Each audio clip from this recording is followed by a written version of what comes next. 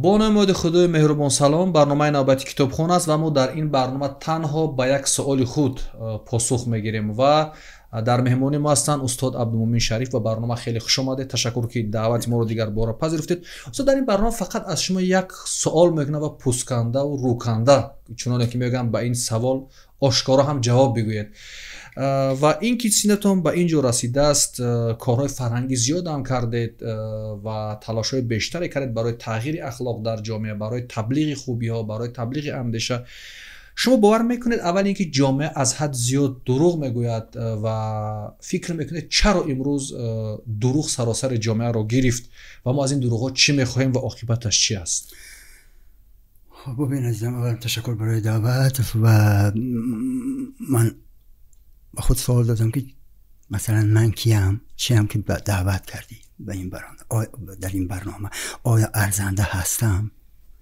آیا راست میگویم؟ آیا راست میزیم؟ آیا راست میروم؟ و چون امروز بدبختانه اون چیزی که من میشونم، اون چیزی که من میبینم دروغ خیلی زیاد است و من هم در این فضای دروغ هستم و نمیگم که من دروغ نمیگم. بدبختانه ما هم به همین جریان میرویم و گفت سقراط که همه بزرگان میروند به روش عامه مگر یگانه ها که اونا هم اولیایند، ما که اولیا نیستیم. و دروغ خودش یک مرض است، یک بیماری هست که بسیار قاتل است. ای کاش مثل زهر قاتل میشد که یک باره میکشت، یک باره از بین میبرد. ای کاش مثل زهر قاتل میبود که یک باره میکشت، یک باره خلاص میشدیم به اصطلاح. چون دروغ مثل تعریف زهر شیرین است تا جای گواراست در اول نخست، اما قاتلش در اون است که از انسان همه چیه میگیرد، همه صفتهای انسانی، همه صفتهای مردی میگیرد، پس آن میکشد، هیچ چیز نمیماند. و بدبختیش هم قاتلش هم در این است. و چون این گونه زهر است، فریباست، مردم در این فریب وارد میشوند. این مثل یک شهد از شکر است که مگس به خود میگیرد، این مثل انامین است، میکشد آدم به خودش.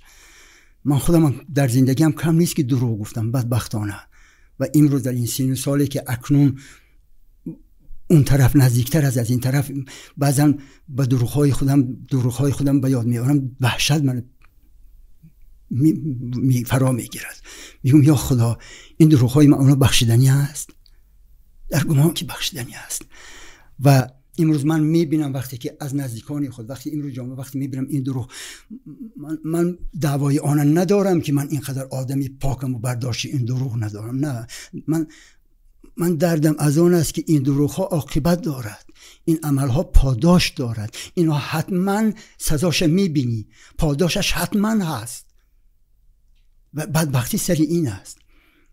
من امروز میبینم که مثلا حتی فرهنگی های من که ما خودمان فرهنگی میگیریم، خدا که باشیم اولا اون فرهنگی باشیم، نه بنام در اصل. و وقتی که این خیلی دروغ ها میگوییم، من نمیدونم عاقبت چی میشود. یعنی این دروغ ها روحیه انسان، ما که منبع غذای معنوی فرهنگی ها، زیایه ها، اهل ادب، وقتی ما دروغ میگوییم، ما نه اینکه جسم بلکه روحیه انسان هم مریض میکنیم. ما اخلاص انسان مریض میکنیم، انسان دودیله میکنیم، نه اینو نه آن میکنیم، که بزرگترین گناه این است و بزرگترین چی گویم گناهگار شیطان صفت انمی آدمی که نه اینو نه آن است. و قول سینا که ابدا جاش دوزخ همینه که اون قومی که نه اینو نه آن است. به این میرساند دروغ. آدم از همه صفت ها رو میگیرد و بعد این یک چیزی آدم به همه چی عادت میکنه، بدبختانه به همه چی، به دروغ، به فریب، به فساد، به دروغ زیستن، حتی به کشتن، به همه چی عادت میکند. از انسان قاتل تر مخلوق نیست در دنیا، از انسان وحشی تر مخلوق نیست در دنیا. از انسان پاکتر نیست مخلوق در دنیا. همش هست، راستتر و چپتر هم همچنین. و همین دروغ یه منبع خیلی بزرگ است، موادی خیلی پرقوت است که آدم برای بد برد، برای چپ، برای شیطنت برد. که این ترکیش میشود یه روز این دروغ؟ بله حتما می شود. وقتی که آدم عادت میکنه، وقتی که ما آرام و آزاد از منبر نزد میلیون ها دروغ میگوییم، این به فرزندای ما تاثیر میکند. کودکای ما، نورسای ما، اونا عاقبت دروغ میشوند، اصلشون، وجودشون دروغ میشود و این دروغ عاقبت نیستی است. این همه میدونن، همه دین ها، همه تاریخ بشریت این چیز اثبات کرده است، همه بزرگانی بشریت این چیز اثبات کردند که دروغ گناهی کبیره است، دروغ عاقبتش کثافت است، نیستی است. خب خدا نگه داره.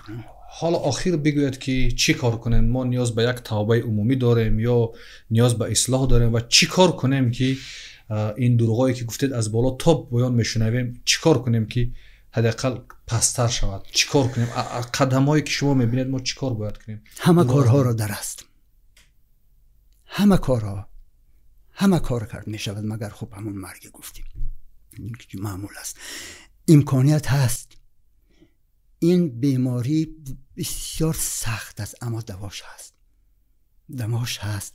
آدم به همه چی عادت میکنند و خدا کند یک نفری، یک گروهی تصمیم بگیرند و از پی همین کار شوند، از پی معالجه شوند، به خاطر هستی، به خاطر آینده، به خاطر سازندگی. و من امید دارم که نفری می آید، گروهی می آید، این کار می کند و ما را از نیستی رها می کند، وگرنه عاقبتش خدا نگه دارد. ما اگر کمر همت ببندیم و نفران فرهیخته بی‌طرف نباشیم، مخصوصا زیایان ما، دانشمندان ما که خود شما گفتید که متاسفانه در این دروغ همراه هستند، این دروغ ها را تایید میکنند، حداقل خاموشند در برابر دروغ، بیان موقع بگیرند ضد این دروغ ها و اینها را آشکار کنند و بگویند جامعه خود به خود اصلاح میشود. همون گونه مولانا میگوید تو مگو همه به جنگ است و ز صلح من چه آید، تو نگو همه به جنگ است و ز صلح من چه آید، تو یکی نی هزاری تو چراغ خود برافروز. اگر من چراغ خودم را برافروختم، شما چراغ خودتان را برافروختید